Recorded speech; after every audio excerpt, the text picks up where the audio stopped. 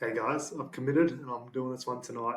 It won't be a massively long video. If you guys want to see this sort of content, just let me know because I'll pump out a longer video maybe Thursday or later next week if you guys are interested in this sort of content.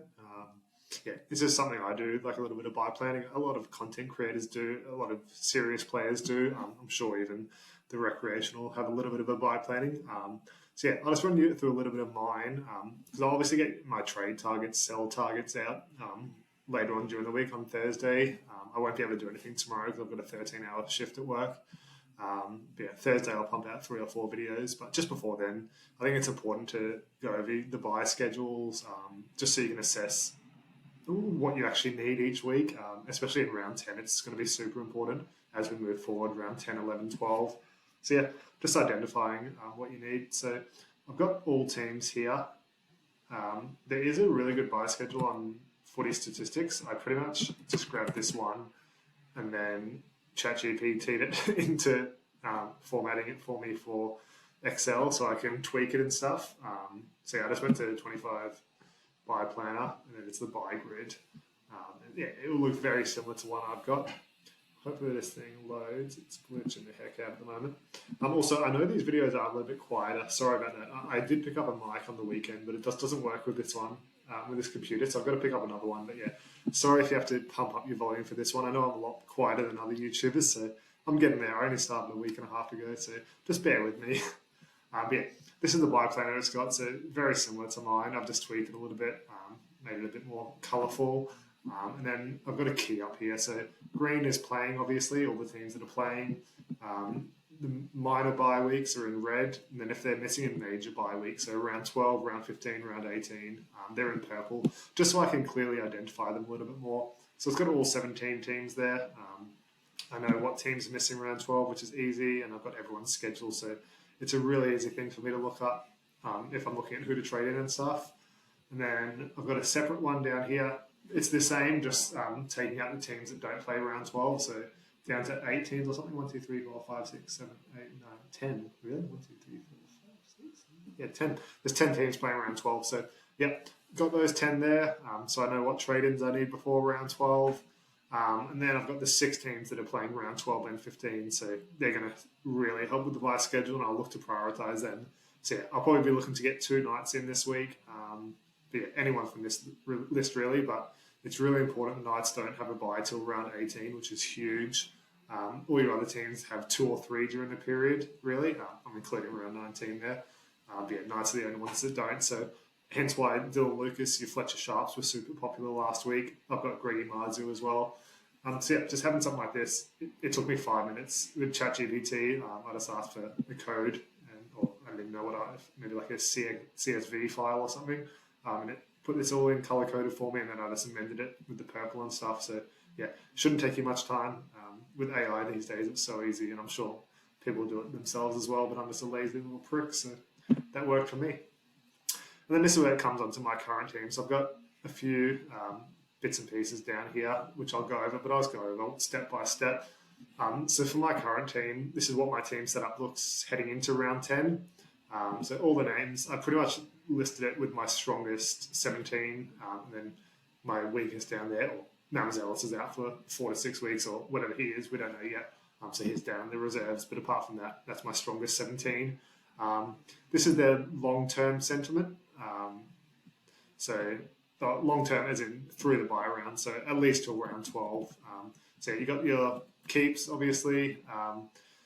Like one of Haas or May will go. So they're both maybes. Where the heck is May? Oh, May's a keep in this instance, I guess. But yeah, Haas is a maybe. Yo will almost certainly be a sell. Preston is a maybe based on if he plays Origin and whatever the results are from the judiciary tonight. Has anything come out yet? I'll do a sneaky check now. Oh, he's out for 4 weeks. Awesome. How the heck did he not get off?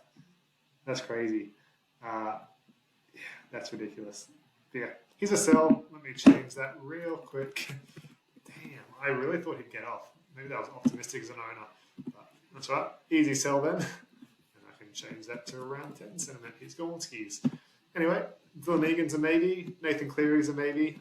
Dylan Egan will probably last till round 12, but he doesn't play round 12 and he plays round 15. So if I can hold him through, then that's ideal, and I think he'll play 80 minutes. I didn't talk about him in the team list, but I think his expected minutes are huge with that makeup of the bench, 3 forward bench, Hamish Stewart starting. I think he plays 80 or close to 80, which is really good. So he's probably a keep now. Nathan Cleary, I'll see what his price is in round 12, and I can probably look to get rid of him. Hines keep, Fermor, depending on origin. And then the other categories like keep for round 12. So these are guys that are important for round 12, but apart from that, I don't need to keep them, which is good. Like Iongis, Tamales, who are close to peaking or potentially even have, probably not Tamale, more Iongi. But yeah, easy. I know I need to keep him for round 12 because of this buy schedule. So yeah, as soon as round 12 passes, he's Gornskis, which is good. And yeah, that's about it. Rob Toyer, I talked about keeping him because he plays round 12, 15, 18, so keep him as long as possible. And that 96 is going to go a long way, which is good. Savala, ideally keep him for round 12. Well, definitely keep him for round 12 and ideally keep him for round 15. So yeah, just something to think about there. And then I've got a round 10 sentiment. So I'll adjust this each week. Yeah, this is pretty much who is on the sell list this week. So Preston, unfortunately, is Gornskis this week now. Same as Walshy. I've kept him too long, but he helped me get some decent scores as a loop option. So I was going to trade him last week. I was going to trade him the week before, but just with some results midweek, I've kept him. But he can easily go now. I've got Robert Toyer and Hugo Savala as loop options this week, so plenty of options there. His time has come in my team. Then the other three, Horsburgh, if he's not named this week, I'll probably get rid of him. In the hope he plays Origin, because I'm almost certain he will play Origin. Munster, I can, maybe if Horsburgh does play, then Munster's gone.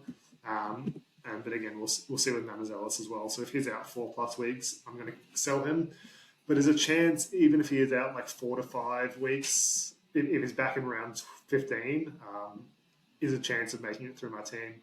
You saw the value like Reece Walsh had staying in my team. He's been in my team for 3 weeks, being injured, and is a similar price point to Mamazelis. So if I can keep Walsh at for that long, I can probably keep Mamazelis around for that long as well, just because his buy schedule complements Riley Smith and Aaron Clark so well, since they play round 12 and what's his name? Mamazelis plays 15 and 18. So ideally I keep him, but if he's gone for round 15, definitely, then he's an easy sell. So yeah, he's on the chopping block. There's so many wait and sees. Preston was a wait and see, but obviously that came out 15 minutes ago now. So waiting on Horse and waiting on Mamazelis. But I've got so many trade targets. I'm definitely using 3 trades this week. I can get maybe a Tallis Duncan in and then 2 other keepers. So yeah, really happy to make 3 trades this week. I've got 25 left, so it's super easy decision for me, and I think I can start to climb the ranks a little bit this week after a disappointing round last week. Got like 1,037 when everyone went huge. So this is my team's current buy schedule. So this is the team I currently have. Let me move this so you guys can't see it, but I need to move it. So yeah, this is my current team setup going into round 10. So nothing is adjusted all the way to round 19. The only thing I've adjusted is like their positions. So for my ideal 13 or 17, depending on how many play each round in there. And then if they're not playing, they're just down the bottom. Eon should be there, but you get the idea. So yeah, and then down here I've got how many. So green means they're playing, yellow means they're maybes, red means they're out. So I know how many guys I have in each round. It's ordered by position. So I know like here I needed edge. Now that Preston's out, I'll update this tomorrow or Thursday probably, and then get another video out when I'm talking about my trade targets and stuff. But yeah, you can see round 10 and round 11 is super easy, but yeah, round 12 gets a bit trickier. So for round 12, I need a mid, ideally 2 mids, which I've got here, 1 edge, because Preston's out now as well, and then a winger fullback as like my secondary position I need, because I've got 3 Mazu, Tamale, Iongi, and then Garrick who can fill in, but any injury in that back line and I'm a bit screwed. Obviously, Cartoni can come down, Garrick can move there, then someone can move up, but I'm already short edge. So yeah, this is an ideal setup. Like I've got 10 with 2 maybes. So that's in an ideal world. So if any of these guys get injured, or we've obviously seen Preston's out for 4 weeks, things can change fast. So it's good, even though you only are playing 13, it's good to have a couple of backups, which is why I put winger fullback in the secondary position. Then round 13, just remember there's heaps of, I think there's like 7 rounds this year that only 13 are playing, not 17, like you don't have an interchange bench. So I've got heaps of guys here. I've marked yellow if they're backing up from Origin. You're assuming most of these guys are going to play, but they might play limited minutes. Like you'd think if, like Munster, your Clearys will play 80 if they're backing up, but maybe the Terrell May is going to play 50, 60 minutes. Like your Payne Masters might be a little bit limited. Yo probably won't play 80. So yeah, just anyone who's playing Origin, I've marked them yellow just for a bit of clarity for my sake. And ideally, they all back up, but it's never an ideal world. But yeah, so I'm fine as long as at least 2 mids and 1 half back up from Origin. So Munster, Cleary, assuming they make it to round 13, because this is just based on my current team. But yeah, I'd be all sweet. Round 14 is an easy one. Obviously got 18 out of 21 playing. Round 15 it gets trickier. I've only got 6 and then 3 maybes. 2 maybes now. Preston gone again. Mamazelis, potentially he'll be back that round, so I've left him yellow. He was red up until that point, because I'm assuming he's going to miss at least that long. And then, yeah, a ton of reds. So that's why I need to fix that. So I've got 1 hooker I need, assuming Mamazelis is out. 3 mids, because that's all my mids, and Horse down there. 1 centre, 1 winger fullback, and 1 edge. So yeah, heaps of things I need to fix there, which will go into my planning this week. Round 16, again, heaps of guys backing up from Origin. Round 17 is all sweet. Round 18, it's about on par with round 15 at the moment. Obviously, you've got to be planning for round 12 more than round 15 and 18 at this point. And as we come into round 12, 13, 14, you'll be planning for round 15. But as you can see, like there's 6 teams that play round 12 and 15, so you should definitely be targeting a lot of players in this team. That should make up 80-90% of your trade-ins from now until round 12. So yeah, heaps of guys to target. Let's go here. So yeah, not concerned about only having 6 there. And then round 19, I've got heaps of guys backing up from Origin again, pretty much the same as 16, because yeah, there's only a couple of teams on buys there, and they don't really affect me, which is good. So then, yeah, so that's my needs, what I need each position. Then I've got a trade plans section. So yeah, round 10, I'm planning on using 3 trades. Definitely, I can't see anything changing. I've got 5 guys I need to trade out who could easily be traded out. So yeah, Walsh, Mamazelis, Munster, Preston, and Horsburgh all on the chopping block. We've talked about Mamazelis and Horsburgh being dependent on their news. And then players I'm considering picking up around 12/15 mid. So that's just any of these guys. So off the top of my head, you got Max King, Fanua Blake. Who else is there? Max King, Max Plath, if he's back, but I think he's out for 3 to 4 weeks. So he's gone to use around 12 now. Yeah, Max King, Fanua Blake, McInnes maybe. And yeah, not too much interest apart from those guys. Then your cheapies like a Jazz Tavanga. Yeah, not many off the top of my head. As I go through the trade targets this week, I'll get back to this section and talk about all these options that are playing around 12 and 15. Yeah, Dylan Lucas, you can see in some of these guys I need an edge. And I think just having that dual is super important. Like I need an edge, center, edge, center. So yeah, I need an edge and center in some capacity. And just having a dual during these buy rounds is so pivotal because it means if you get one injury, you can just shuffle a few guys around. Like I've got my Cartongas, I've got my Garricks who can switch between winger, fullback, center. So it really means if I have one injury between winger, fullback, center, and edge, I'm covered with all these guys. So yeah, that's why dual position is like a secondary trading metric. But if they fill out these voids as well, like your buy round cover, and he's an end of year keeper for sure in that center position, he's an easy trade. And he was brought in by 30% of people last week, I think, in the top 1,000. And yeah, heaps of merit to it. He only went up 10k, which is good, so he's not out of control. He's priced at 52 or something now, and he's a 55-point player. Let's have a quick look. So yeah, super interested in him. he'll be in the top 2-3, price to 53, top 2-3 centres towards the end of the season. So he's one I'm almost certainly going to bring in this week, playing around 12-15. Tallis Duncan, talked about him a little bit in my last video, recapping the round 10 team lists. Really, really keen on him. He's almost certainly coming in as well. He doesn't play round 12, as you can see. Doesn't play round 12, but covers in round 15 and 18, which is really solid for me. Obviously, everyone has those two mids in May and Haas, and then I've got Yo and Horsburgh as well. So I need heaps of covers during all the round. I know I can get my Fanua Blakes, my Max Kings, my McInnes is in, trading out of Yo or Horsburgh heading into round 12. So not concerned about that. So having someone that fills around 15, 18 void, and he's a mid, he's a dual position as well. I think he's edge and second row, which is good. Edge and mid. Oh, he's only just mid. I swear. Let me check this. I swear on the app he was dual. I might be making that up. Yeah, he's just a mid. Could have sworn he was an edge, but he might get one down the track. I think the next time it is round 13 or something. So that would be handy before the round 15 bye. But yeah, I really like him either way. King Tonga is a potential. I don't love him as an option, but if going down to him means I can get my two ideal keepers for a Munster and Mamazelis, I think I'll do that. But as you can see, I don't need any halves. Like round 12, I've got my Hines and Savala, and if I bring in a Fletcher Sharp as well, don't need him. Round 15, Hines, Savala. Round 18, I've got Savala, and then I need one in round 18, I guess. But I'm bringing in Fletcher Sharp before then, and probably this week as well. So, yeah, no interest in King Tonga really for buy coverage. Fletcher Sharp, just talked about him. Yeah, he'll almost certainly be coming in. Same as Dylan Lucas, plays round 12 and 15. He's getting a little bit up in price. I haven't actually seen how much he went up this week. Price at 51. Oh, he barely moved up. I think he had a break even of 50, so that's good. And everyone went huge, so everyone went up a little bit less.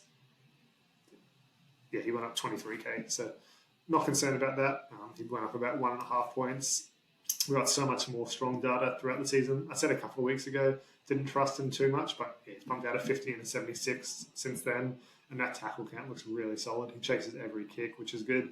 Kick meter's creeping up slightly as well. Something to watch. But yeah, really interested in bringing in two Knights this week. And then Scotty Drinkwater. He's a little bit more expensive now. Obviously, I'm going to have a video out on this. I've mentioned that a few times now. But yeah, he's priced at 52, so a little bit more than Sharp. Averaging 54 for the year. He averaged 50 the last couple of seasons. What's that? 49 and 50. But that was without goal kicking. Didn't have any last year. 0.3, 0.4. And he's fully goal kicking now. Those kick meters were huge last week. Talked about that. I think that continues for at least 200 plus. He was doing their kicking from their own half and on their own line. So really interested in him. I think he could average close to 60, which might sound ludicrous, but if he averaged 50 without goal kicking, that's another 6 points. So that's 56 already. And then a couple extra kick meters. He could easily average 60, even more. So I think he has more upside than Fletcher Sharp. If I can afford it, I'm considering it. Even though he doesn't play round 12, he plays round 15 and 18, which is good. It just means I'll have to keep Iongi and Tamale for round 12, which is fine. It's only a couple of rounds away, but I was hoping to sort of get off one if I could, and I will if I get on Fletcher Sharp. So that's just one to consider. I'd prefer Scotty, but it is what it is either way. It's just whatever I can afford. So that's that section. Obviously, that gets filled in after each week, and these lists will be extended, especially the potential players in. Probably not. I'm pretty set on these 5 being traded out, like a combination of those.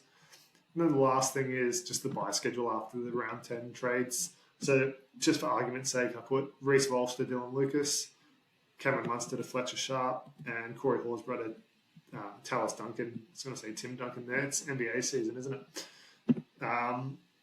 So yeah, round 10 and 11, I haven't done any sort of data because obviously you're going to field full teams there. I can get rid of that. That was just a note for me before. So round 12, you can see I had 10, 2 and 9, like 10 playing, 2 maybes, 9 out. So I've just done +2, -1, -2. So yeah, got 2 extra greens just making these trades in round 12. No, that maths is shocking. What have I done? It's 13, isn't it? 12. Okay. Oh, it's 8, so -1. So I was doing this on the fly. Yeah, -1, that's better. So yeah, get 2 extra players, which is good for round 12. Round 13, I get 3 extra players, which is huge. I'll obviously field a full team, but I don't have to be so worried about backups that week. Round 14, yeah, obviously got a full team. Round 15 was where it really comes into play. I've got +3 players, and those 3 players were all not playing, which is good. So yeah, that's really solid already, just making 3 trades, and I've already pumped out another 3 players for round 15. So that's what I meant when I wasn't too concerned, because only round 10, I've already sorted that out, really. Round 16 is good, +3 again. Again, don't have to worry too much about players backing up.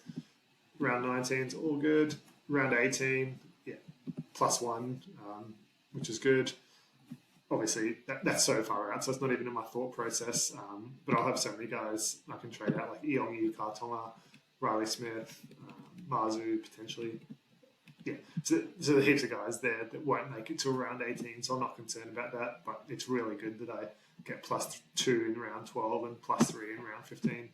So yeah, then round 19, I've got +2, so I only had 9 actually in round 19 originally. So yeah, really strong. Just making those 3 trades this week, it's going to cover me so much.